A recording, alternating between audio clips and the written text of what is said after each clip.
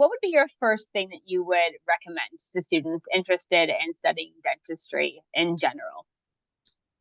First thing, oh, well, probably I'd say that the first thing would be getting in touch with Austrac because if there's something that you need to like stay on top of, they know. Yes. So Yes. yeah, you need to kind of like if you want to know if your GPA is competitive, if you want to know like if you can get any courses credited or something like that, if you want to know what you can do between the time where if you get an offer and between the time where you actually go to your university, Austrac is like the number one person for that. Yeah.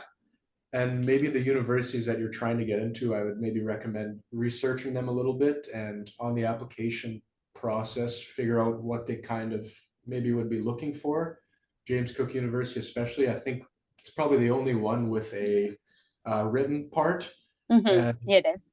researching it and figuring out kind of what they would like to be looking for it would set you apart from the rest. It is that's what they look for, yeah. hmm And what made you both decide on JCU? Oh, JCU actually was the only one I ended up getting into, so I didn't have much of a choice. Mhm. But it ended up being that was the one I wanted to get into all along because it is a smaller center. The campus is relatively small. It kind of reminds me of high school a little bit. And I'm from a town of about 8,000 people max, so it fit me as a person. I'm not a big city guy, Mhm. so it was my first choice anyway. So it worked out, like I said.